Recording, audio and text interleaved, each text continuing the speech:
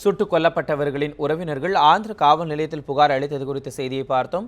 இந்த துப்பாக்கிச் சூட்டில் உயிரிழந்த 20 தமிழர்களில் 12 பேர் திருவண்ணாமலை மாவட்டத்தைச் சேர்ந்தவர்கள். அந்த குடும்பங்கள் சந்தித்து வரும் துயரங்களை நேரடியாக அறிந்து வந்திருக்கிறார் நமது செய்தியாளர் லாவண்யா. அதன் மறுபக்கம் குறித்து இப்போது பார்ப்போம். துப்பாக்கிச் சூட்டில் பலியானவர்களின் ஒருவரான சசிகுமார் திருவண்ணாமலை அருகே உள்ள படவேடு கிராமத்தை சேர்ந்தவர். இறந்தவர்களின் சடலங்கள் சொந்த கிராமத்திற்கு வந்தபோது அவரின் இறப்பில் மர்மம் இருப்பதாக கூறி அவரது உடலை அடக்கம் செய்ய மறுத்துவிட்டனர். அவரின் மனைவி முனியம்மாள் மீண்டும் தனது கணவருக்கு நம்பகமான முழு உடற்கூராய்வு செய்ய வேண்டும் என கோரிக்கை விடுத்துள்ளார். இதுமாரி நடந்த மாரி அவன் எவன் தண்டிச்சானோ அவனை தண்டிக்கணும். நான் அவ்வளோ ஈஸியாக என் கணவர் போஸ்ட்மேன் வாங்க மாட்டேன். அவங்க டெல்லி பிரதமர் எனக்கு உத்தரவு கொடுத்தா தான் நான் போஸ்ட்டு வாங்குவேன். என் கணவர் இது வாங்கி நான் செகண்ட் மேஸ் செய்வேன். இல்லையா இன்னே வச்சு இன்னே செஞ்சுக்குவேன்.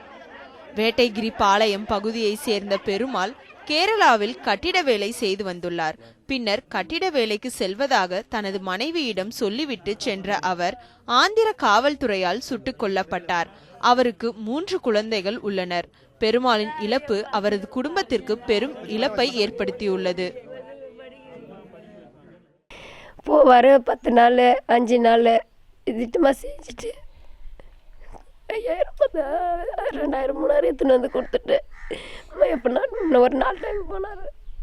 இப்போ போகிற வேலையை தான் பஸ்ஸில் மடங்கி எதுவுமே இல்லாத கூட கேட்கலையா அப்படி இப்படி பண்ணிட்டாங்க.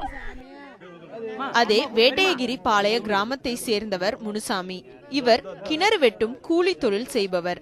சில நேரங்களில் கட்டிட வேலைக்கு செல்லும் இவர் அன்று தனது மனைவியிடம் சப்ளையர் வேலைக்கு செல்வதாக கூறி சென்றுள்ளார். பின்னர் இருவரும் இந்த துப்பாக்கிச் சூட்டில் பலியாகி உள்ளனர். மூஞ்சிலாம் ஆசிட் ஊற்றிட்டு இருக்கிறாங்க. கண்ணு வெளியே வந்துட்டு இருக்குதே. அப்படியே மூஞ்சிலாம் அப்படியே கரையெல்லாம் கருகி இருக்குதே. குழந்தைங்களுக்கு அடையாளம் தெரியல. யாருமா இது அப்படின்னு கேட்குதுங்க. அதுங்களுக்கு எப்படி சொல்ல முடியும்? சொன்னால் குழந்தைங்க அலருமே. நீ அழிவாதம்மா, நம்ம அப்பா வேலைக்கு போய்க்கிறாங்க வருவாங்கம்மா, நீ ஏமா அழிவுறன்னு சொல்லி குழந்தை இது யாருமா பத்துனுக்கு வாசல்ல ஏன் அங்கே நம்ம வீட்டாண்டு போட்டு வச்சுக்கிறான்னு கேட்குறான்னு நான் என்ன பதில் சொல்ல முடியும்? குழந்தைக்கு இதுக்கு தெரியல, கேட்கல, எனக்கு தெரியுது இப்போ கேட்குறான்னு என்னால் பதில் சொல்ல முடியல. இது போன்று செம்மர வெட்டும் வேலைக்கு செல்ல நேர்ந்ததற்கு தங்கள் பகுதியில் நிலவும் தண்ணீர் வறட்சியும் வள பற்றாக்குறையுமே முக்கிய காரணம் என அப்பகுதி மக்கள் தெரிவித்துள்ளனர்.